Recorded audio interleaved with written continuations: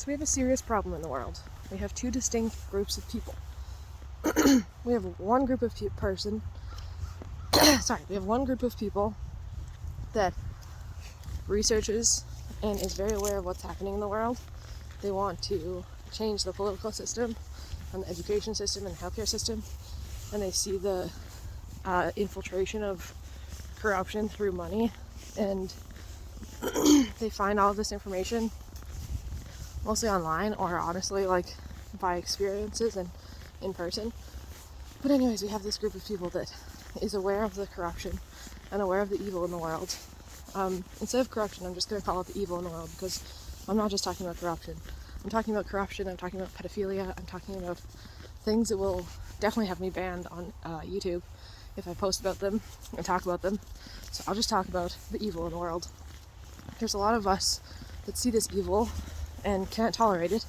We're not going to just have blinders on and sleep through this terrible, corrupt, like evil world. So there's a lot of us that are going to, if not change the system somehow, then leave the system. It sounds incredibly optimistic when I say it like that, but it's definitely happening. And I'm just one little tiny speckle in this giant sea of people that I'm talking about. Come on, Eddie. And then the other group of people has their blinders on. And maybe they know about the evil in the world, but they don't give a shit. Maybe they are the evil in the world. Or there's definitely a divide. And the divide is people that are awake to what's going on and people that are asleep to what's going on.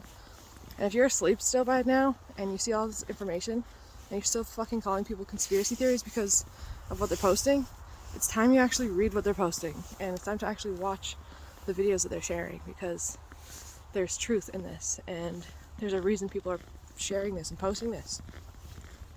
Many reasons, actually. And this divide will be maybe the end of humanity if people don't start to wake the fuck up. It's incredible. If you haven't watched this What's in the Water video that everyone's talking about, I highly recommend that you do. This is like very revolutionary information. That's all I'm gonna say about that. It's a really good video. It's only an hour long, and I watched it yesterday twice. I'm probably gonna watch it again because I like to do that. The first time I have a really critical lens on it, and then the second time I'm researching through it and looking up things as I'm going through and fact checking and stuff like that. I hate the word fact checking because it's been totally hijacked. But anyways, this divide between these groups of people, it's hard because no one wants to just abandon the other group, I don't think. Well, there's probably a lot of us on this side that do want to abandon the other side because the hurt and the betrayal and the anger and the it's so much and it's like a lot to go through. It's really hard to go through what we on this side have gone through. Losing family and friends. When I say losing, I don't always mean they've all died, but I do mean that they've taken that shit that is going to severely affect their futures. And if it hasn't yet, good for you. Good for you. I hope that you have a healthy, good, prosperous, healthy life. I don't want anyone to die. I think that's the whole point of why this side is so passionate. We don't want the whole fucking humanity to just walk off a cliff. I know that the other side, at least a lot of them, they don't care about the human race. They don't care if we all die. It's obviously the plan. If you've seen any of the adverse reactions, if you've seen any of the fucking information that's come out, you understand. Anyways though, I'm cold. I'm gonna go inside. And I'm gonna try to remain positive, even in this really negative world where it feels like the evil is winning all the time. It won't win. And even if it does win, I'll be long gone with people that only care about love and freedom.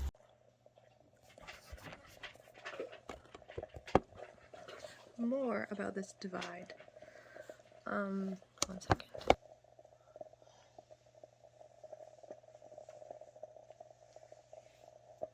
Guess he's kind of cute.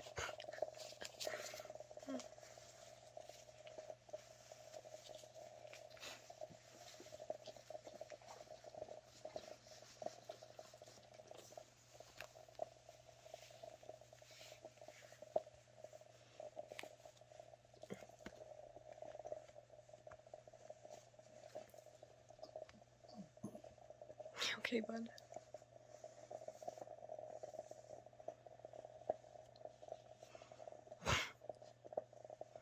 Okay, well, about this divide I was talking about. Where'd he come? Come up.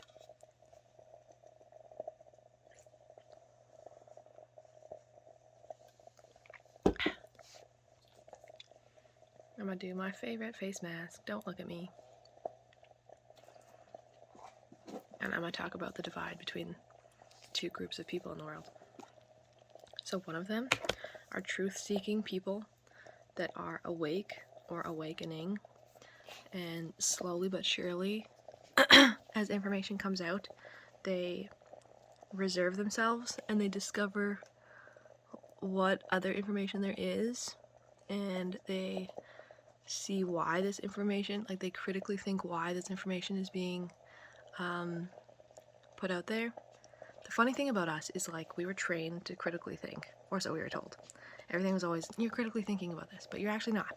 You have this target, you have this like X and Y that you're trying to find. Even in critical thinking skills that they call critical thinking, it's still X and Y finding, and it's just, there's no critical thinking. It's solving a problem, and it's following the rules, and there's nothing critical about that. There's nothing original or critical or thinking outside of the box or challenging the narrative at all in that, and they claim that you are doing that. You know what I mean? I don't know if that makes sense.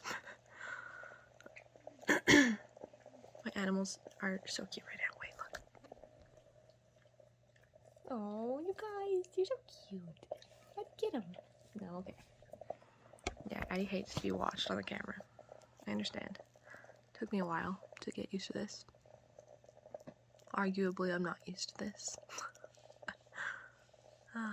Anyways, so they try to teach us that we're critical thinking, but we're actually not critical thinking. We're like thinking exactly how they want us to think.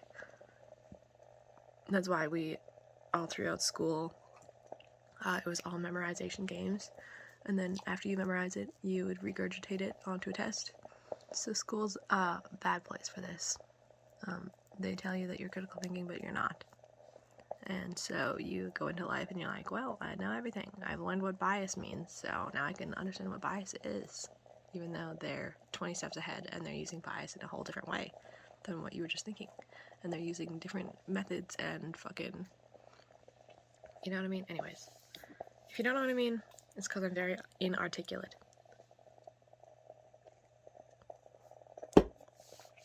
This summer edition's not bad. Even though it does not feel like summer right now. It's fucking, there's snow on the ground in Alberta. Fucking annoying.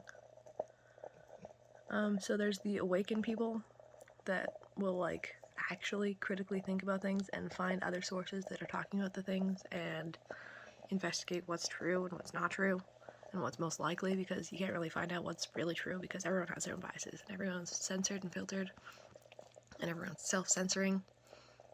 We live in a hilarious, crazy time right now. So there's the one group that I'm still very much in the process of like awakening, and I find that even a funny thing to talk about out loud, because do I even know what I'm talking about at all? No, I don't know what I'm talking about. I'm trying to make sense out of the things that I'm witnessing and seeing in the world, like a lot of us are. But then there's also the group of people that are so, they're so clinged on and secure, and they're secured to, this idea of a life that they thought that they would live. And I'm speaking on behalf of, I'm speaking about every kind of age group, every kind of person, every kind of person in the world that is so addicted to the narrative that they can't imagine the repercussions if they even thought about speaking against it or asking questions that go against it. Do you know what I mean? There's this group of people, a lot of them exist in my family, I believe, but I actually don't know. I haven't talked to them. I haven't talked to a lot of them about this, so a lot of this is just me assuming. But it's people that are deeply secure in their life. They've had the same job for a long time. They have children. Their children have children. They are not in any way people that want a revolution. They want their tomorrow to be the exact same as today. They don't want any kind of change or uprising in any way that could make them at all uncomfortable. Because people are fucking addicted to their comfort. And when I mean comfort, I mean the money in their bank account and their duvet covers and their fucking Martha Stewart magazines and bullshit like that.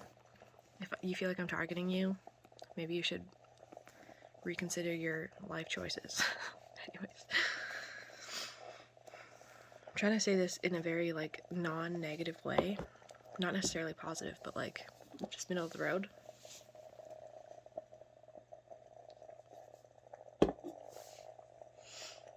I've said it in the past and I'll say it again. It's very obvious what side you're on when you start talking about things like this.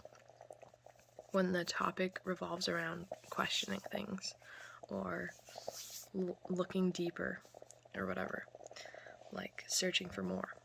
Most people just see an article and they're like, okay, fact, cool, next, I got it. It doesn't really apply to me, so I'll just like read it and go on with my life. Doesn't really matter at all. But then other people are like, who's writing this article? Why are they writing this article? Why are they speaking like this? Why are they writing in such a way that shows what side they're on, you know? Or the more you're used to looking this way, the easier it is to tell, just like when you first open an article or first start watching a video or anything like that. But this divide between us is scaring me.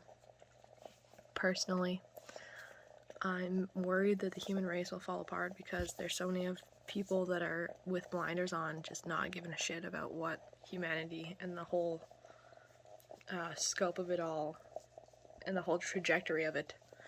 They just don't give a shit. They only care about their own lives. They only care about the next couple months or couple weeks or whatever. Come here, buddy. No. Come here. Come here. Come here, baby. So these two groups of people. I'm, like I said, it's pretty obvious which group I'm in.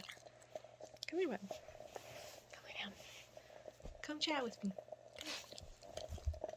Do it. Look who wants to be on camera after all. Hey. People like me, the people that are questioning it, maybe we don't have our own houses. We don't have this permanent structure that we can't move and can't easily sell. So we don't care that much about, like, the nest that we've made. You know what I mean? And then other people on the other side, maybe a lot of them are just so addicted and so obsessed with the fact that they've gotten this house, they've bought this house, they worked their whole lives to buy this house, and they worked their whole lives to have this job and blah blah blah, that they can't give it up, even if they see things that are so evil and contradict their belief systems. They're like, oh, I don't want to watch that, I don't need to see that, and then they just close their eyes to it and continue living their lives so that they don't disrupt their own, like, homeostasis. And when I mean homeostasis, I don't mean like your body temperature, I mean like your house, your income, your home, your family, your day-to-day life, basically.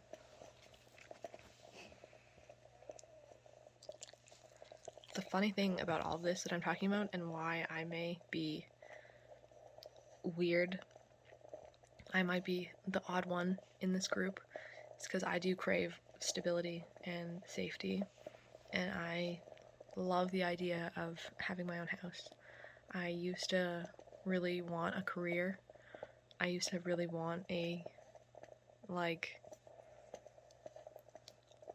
wanted to have some kind of a 9-to-5.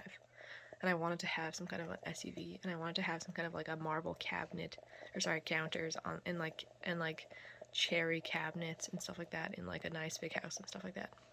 Totally, I wanted that. And yeah, it's been like a long process over the last few years, especially, of realizing that's not going to be something that I have.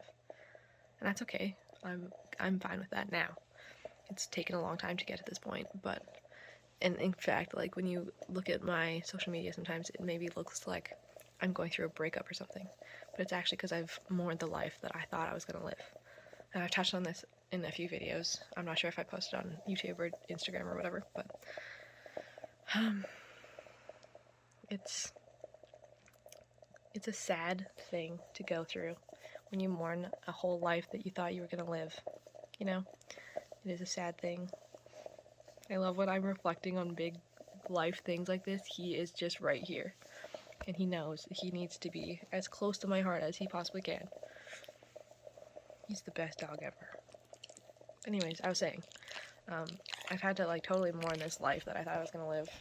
I have $40,000 of debt because of a degree that I thought I was going to go make something out of. I thought I was going to go help people psychologically in some aspect. I didn't know how or where or when or what necessarily I was going to do, but I had all this background and I have all this knowledge from that.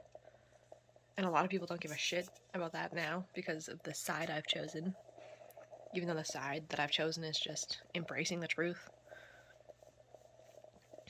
It's interesting to me. You either embrace the truth and you strive to be awake and you crave authenticity and you need others to be as real with you as you are with them, or you're on the opposite page. And I feel like my whole family and my old friends are on the opposite page. They are of the type that are like, how are you? I'm good, thank you. How are you? I'm great, thank you. Nothing's ever a problem. Our whole world's always great. And that's just, I can't live like that, and I haven't been able to for a long time. I need authenticity. And I need raw, and I need depth, and I need others to be open with me as I am with them. And I need not to be walking on eggshells around the things I'm talking about, which is how I feel like I have lived a lot of my life, which is so dumb. But no regrets. You just live and learn. But yeah, I would rather have a conversation that was like, hi Sarah, how are you? And I would say like, I've had better days, thank you for asking. I woke up feeling like the world was just not an okay place. And it's taken a lot for me to even get to a place where I can brush my teeth and put my clothing on and get out of bed, put a face mask on maybe, and like maybe talk to a camera. Like, it's taken a lot. I wish I could tell people that. I do. I have a lot of people that I could tell that to. And I enjoy these conversations much more. They're much more worthy of my time. They have so much more worth. And it means so much to have those kind of people in your life that actually ask, how are you? And they don't demand a good how are you back. They don't want you to just be a reflection of this fake ass facade that we have in the world. Anyways, I think I've talked enough about these things.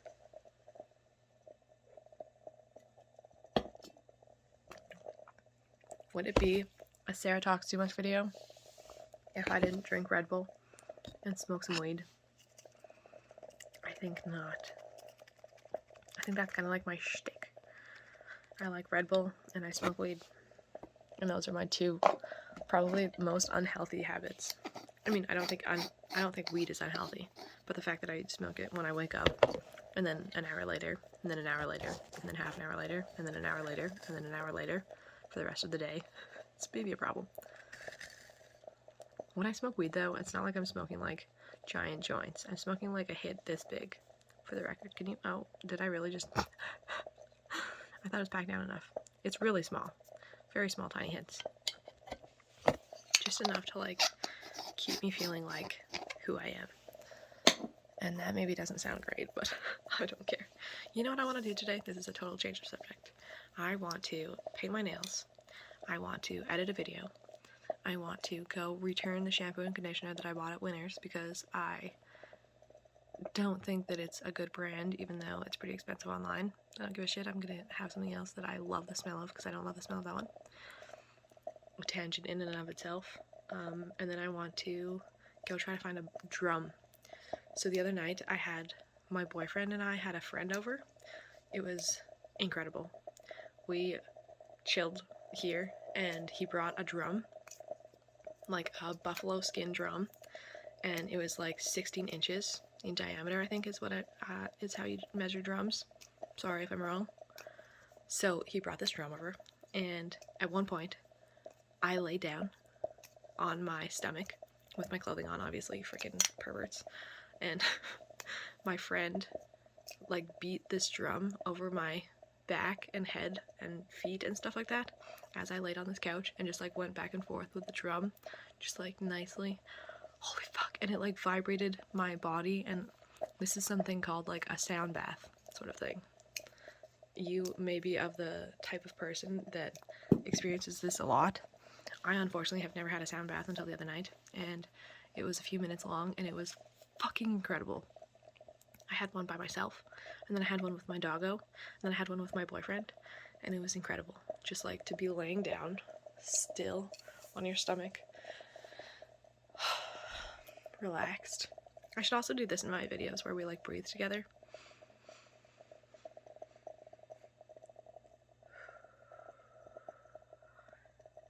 Because I tend to talk really fast and be a lot, I find. So anyways, though, we were like laying on this couch, or I was, and he just beat the drum on top of me for a few minutes, and it was unlike anything I've ever had. Time for some weed.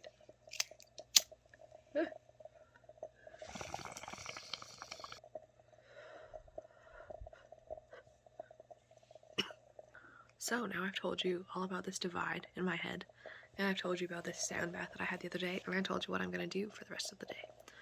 So I'm going to get on that, but in the meantime, let's just take 1 second to see this shirt. I bought it on Amazon, I think, a long time ago, or eBay, I'm not sure. I used to shop on eBay way more than Amazon. It says, breathe, inspire, balance, oh my god, lots of things. Listen, wisdom, pray, clarity, meditate, live, love, forgive, and then it's got some fun things on it. And this is my favorite part at the bottom, actually. Oh goodness. Isn't that cool? It says, in the black there is some white, in the wrong there is some right, in the dark there is some light, in the blind there is some sight. And it also says dream there. Isn't this a cool fucking shirt? And it was like $4 or something on eBay or Amazon. I think it was eBay though. Anyways, I feel so much better after making this video. It's crazy. Sometimes it just feels nice to drain my brain and put a face mask on. And now I'm gonna go shower and actually start my day. And then I have something to edit. If I don't look at the 800 videos that I have backlogged of editable videos, we'll see. But I'm happy that it's a Thursday. I think it's a Thursday. It's a Thursday. It's a Thursday. Happy Thursday.